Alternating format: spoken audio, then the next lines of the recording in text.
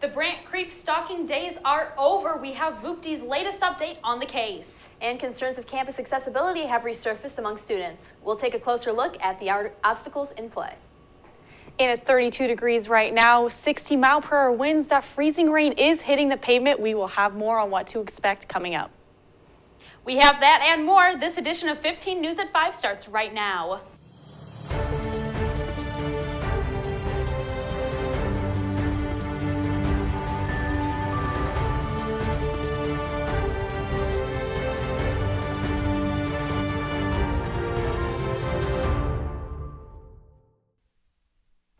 Thank you for joining us on 15 News at 5. I'm Jessica Burns. And I'm Katie Nicolau. According to the latest VUTV report, the Brant Creek was caught by an officer on January 18th.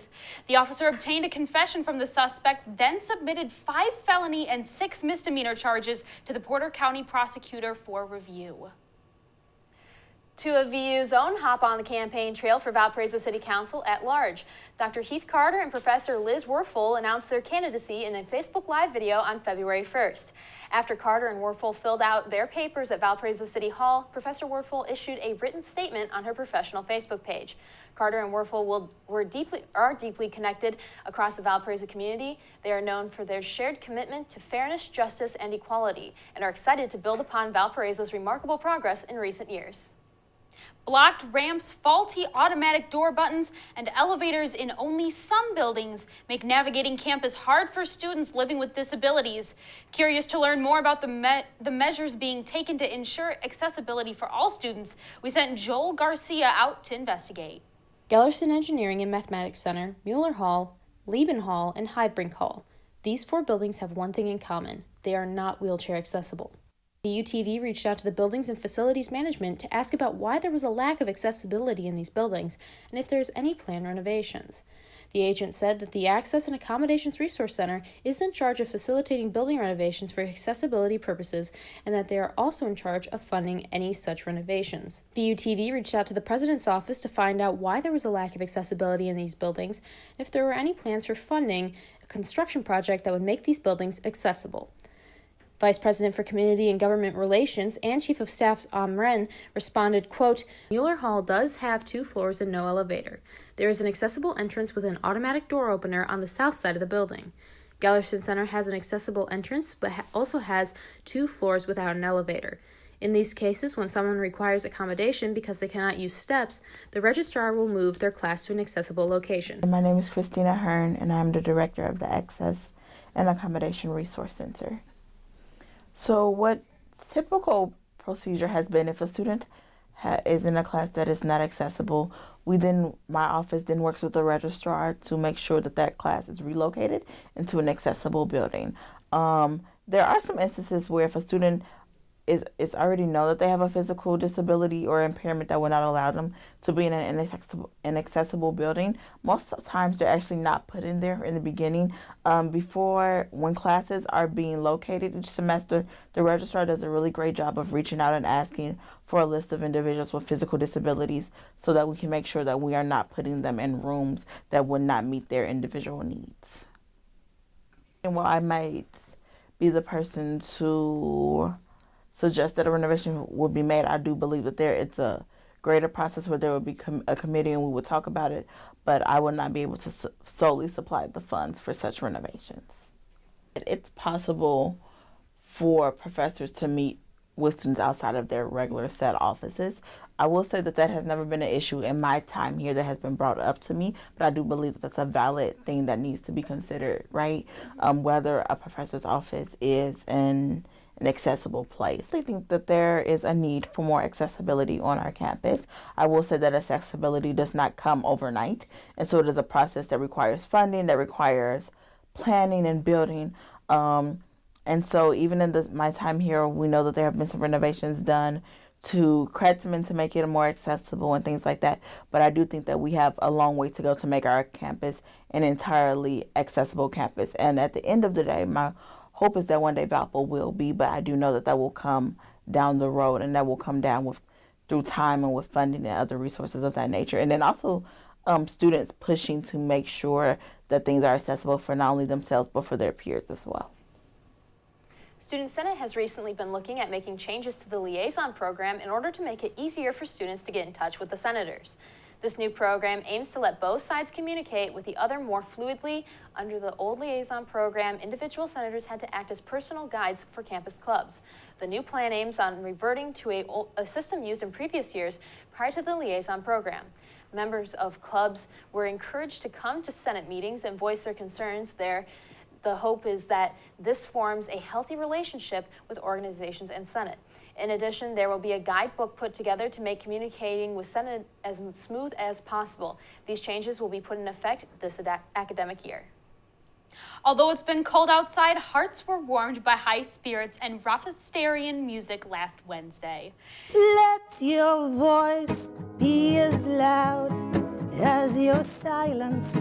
The Institute of Leadership and Service and the Valparaiso men's soccer team co-hosted musician and humanitarian Taj Weeks performed in the Duesenberg Recital Hall on February 6th and was interviewed by his close friend, Coach Mike Avery.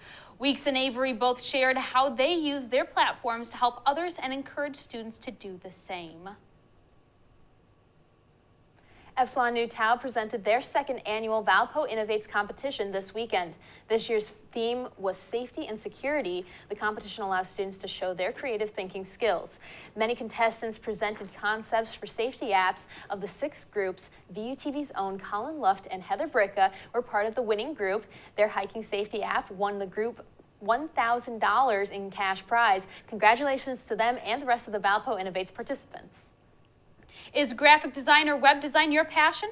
If so, the Department of Communication is looking for students to work on a committee to improve the website and materials for prospective students. For more information about this committee, email nicole.moy@valpo.edu. Thursday Night Noir is back at Valpo this semester, and all students are invited to attend. We sat down with Greg Hertzlieb, director and curator of the Brauer Museum of Art, to learn more about the event. February 21st at 7 o'clock. They can just come by. I'll be here. I'll point them toward a seat. You know, they can find a good seat. The movies are projected against the wall of the museum. The museum's all dark. You know, set them up with some popcorn and some water, and they can check out the movie. And then if they want to, they can stay for the lecture afterwards, or otherwise they can just check out the movie. And then, I mean, I recommend them staying around, but you know, I know how students' time schedules are. Before break, we asked you what you like to do on a snow day. There was a two-way tie at 43% between sleeping in until 2 and sledding on trays. 14% said they like to catch up on schoolwork, and absolutely no one said they watch movies and drink hot chocolate. Since Valentine's Day is Thursday, we would like to know if you have any plans for the holiday. Head on over to our Twitter page after the newscast to vote. The results will be announced next week. And speaking of Valentine's, we hope we'll love the weather this week. We have meteorologist Heather Bricka in the studio today. So tell us, Heather, is love going to be in the air for the weather? Well, definitely not right now. We have freezing rain hitting the ground in Valparaiso, a very wintry weather mix right now. And just south of this cold freezing line, we do have some rain down in Kankakee. Our current temperatures, 33 Valparaiso, 32 in Lansing, 31 in Romeoville. Now, the important thing to look ahead tonight is that freezing rain will continue, sitting at 32 degrees with 16-mile-per-hour winds. Now, tomorrow, it's going to be up to 38 degrees with a high chance of freezing rain and even sleet. So we're going to be looking at a very messy week ahead of us. Day planner, 6 p.m., we will be seeing a chance of snow, 30% chance if those temperatures stay cool enough. p.m., we're going to be seeing a definite freezing rain chance of 40% with 31 degrees. And by midnight, it's a 100% chance of snow and sleet. We'll have more on what to expect on this messy week expected for Valentine's Day. Back to you guys. Thanks, Heather. That rain-snow mix definitely did show up as pink, so it's looking festive on the radar. Thanks, Heather. Coming up, we'll have updates on the 2020 presidential election. Plus, we'll take a look at the Snowmageddon out west after the break.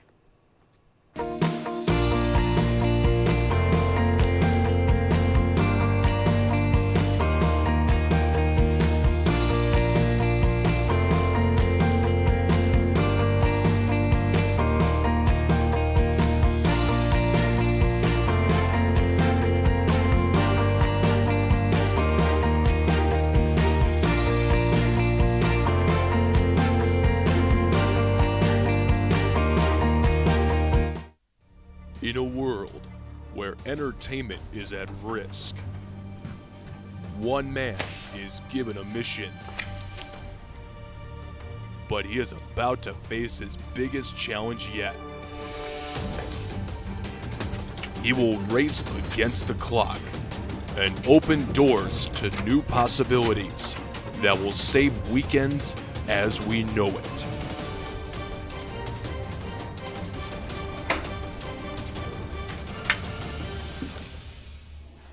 What are you doing? I'm looking for free movies. Oh, I'll help you with that. Just go to movies.valpo.edu. They have all the best movies, including The Hobbit and 22 Jump Street. Whoa, it's that easy? It's that easy.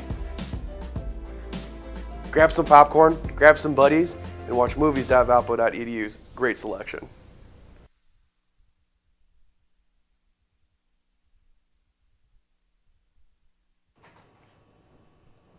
It's official, Elizabeth Warren is running for president.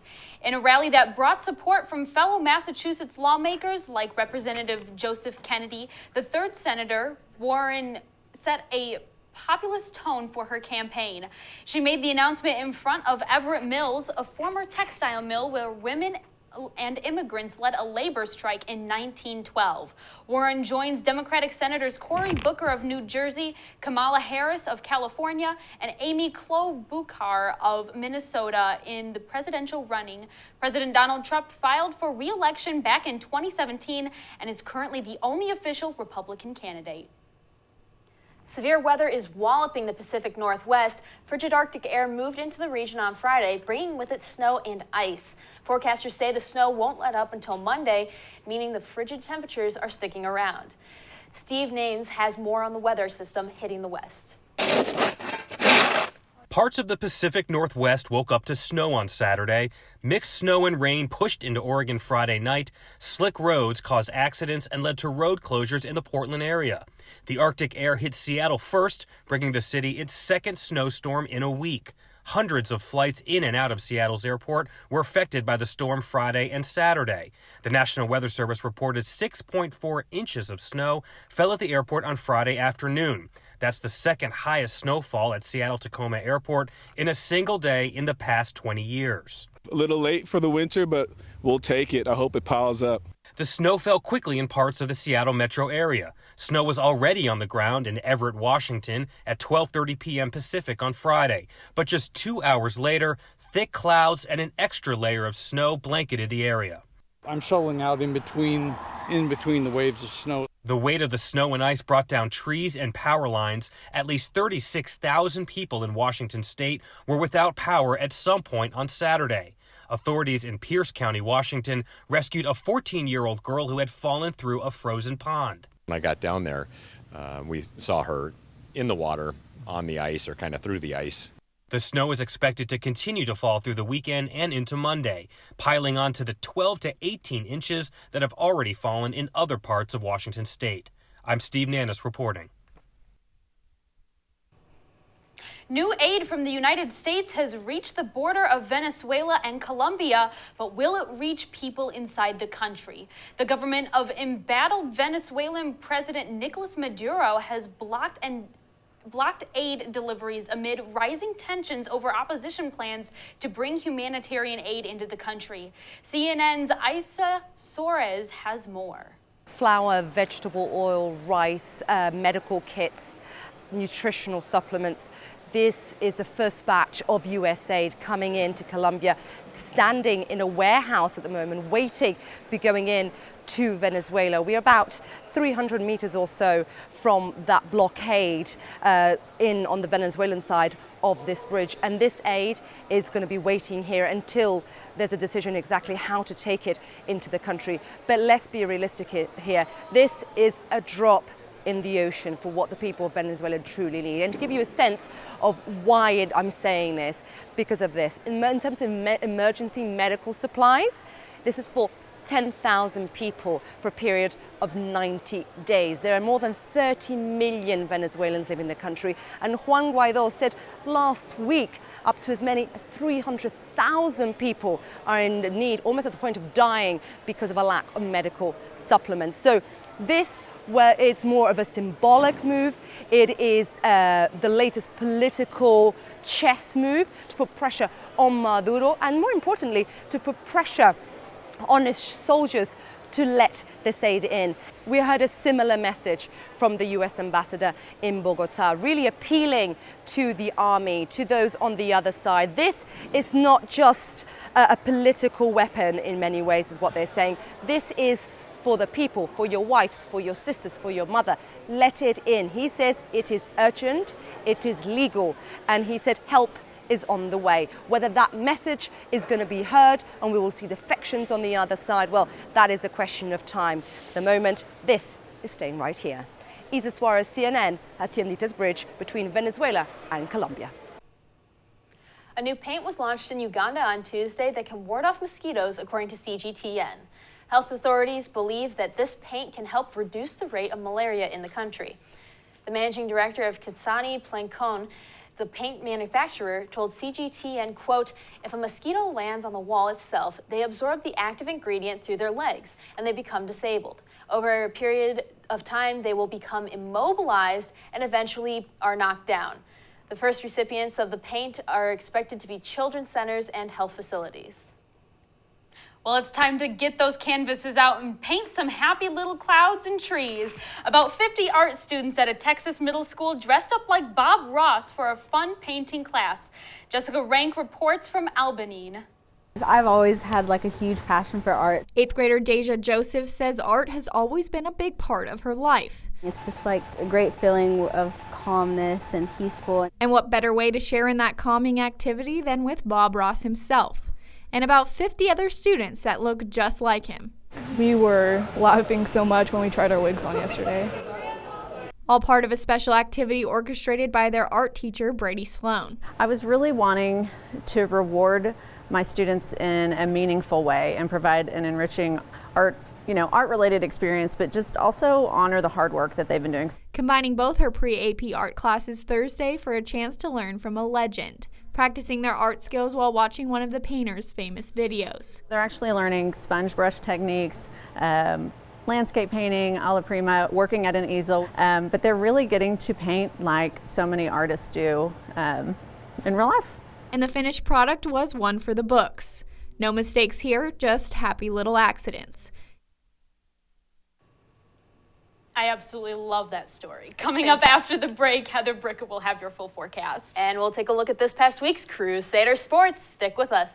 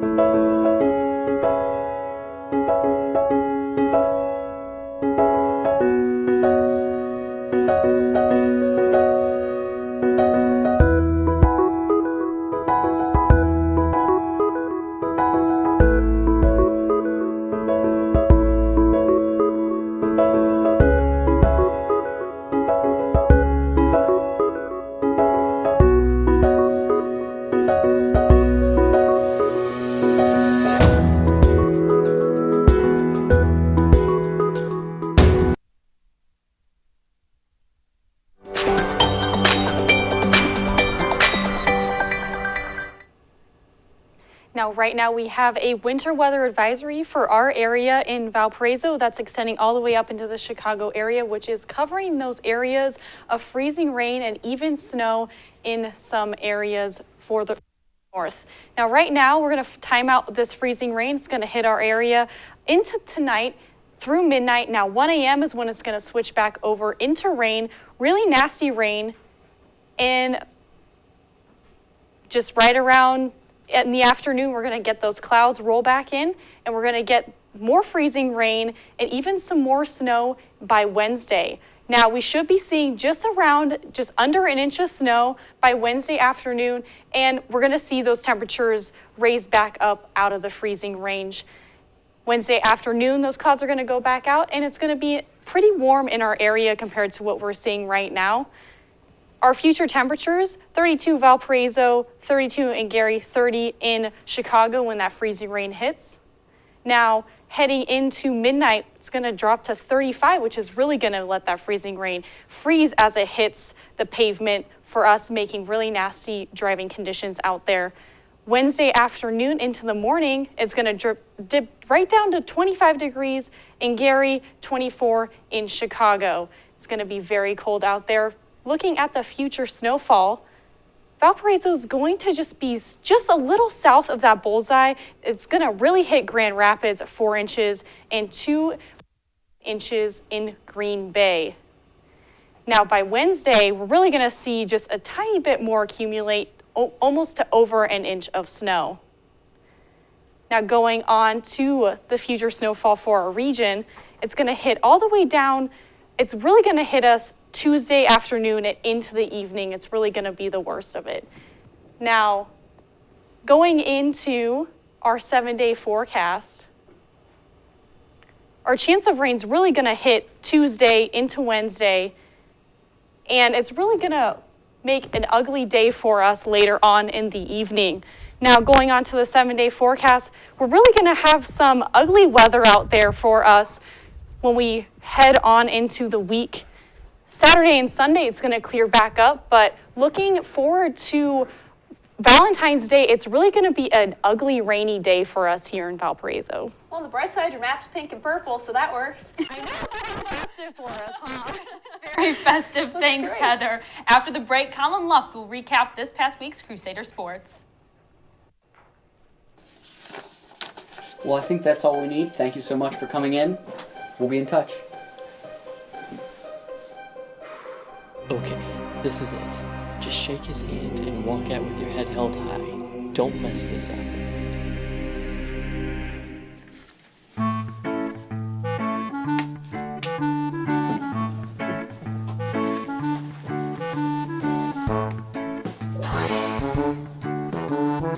Thank you. Nailed it.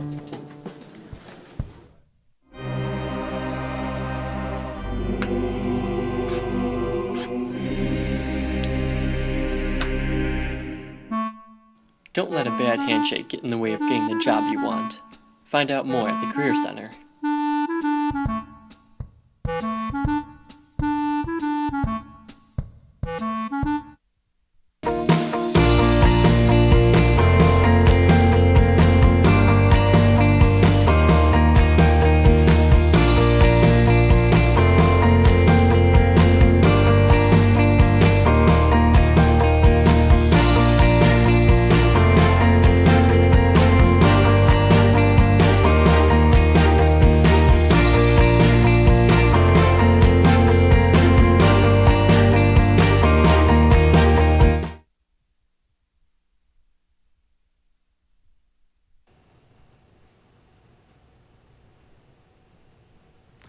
Another week of Valpo hoops as the Missouri Valley Conference heats up. The Valparaiso men's basketball team held a 9-point lead over Missouri Valley Conference champs Loyola at the Arc Sunday, but the Ramblers were able to score the next 13 points, defeating the Crusaders 56-51. Deion Lavender recorded 12 points, 4 assists, and 5 rebounds. The women's basketball team fell to Missouri Valley Conference champion the Drake Bulldogs Friday night at the Arc. Both Ella Ellenson and Grace Hales had 5 3-pointers apiece in an 88-62 defeat. UNI escaped Northwest Indiana with a win over the women's basketball team Sunday afternoon, 64-56. 4 Crusader ladies reached double figures in the game that featured 6 ties and 9 lead changes.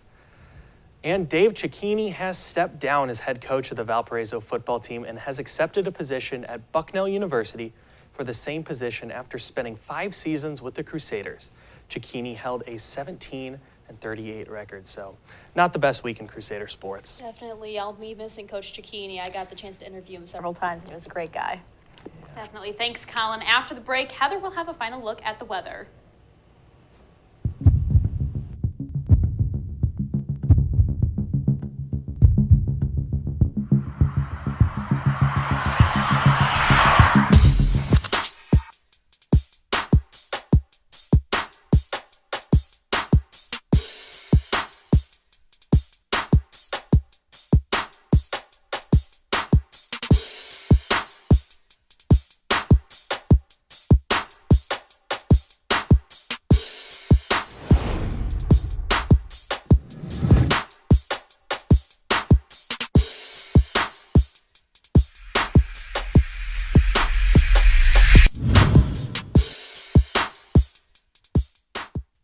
Good morning, Valparaiso University. What's a better way to start your day than with a new jam? And WVUR has just what you need.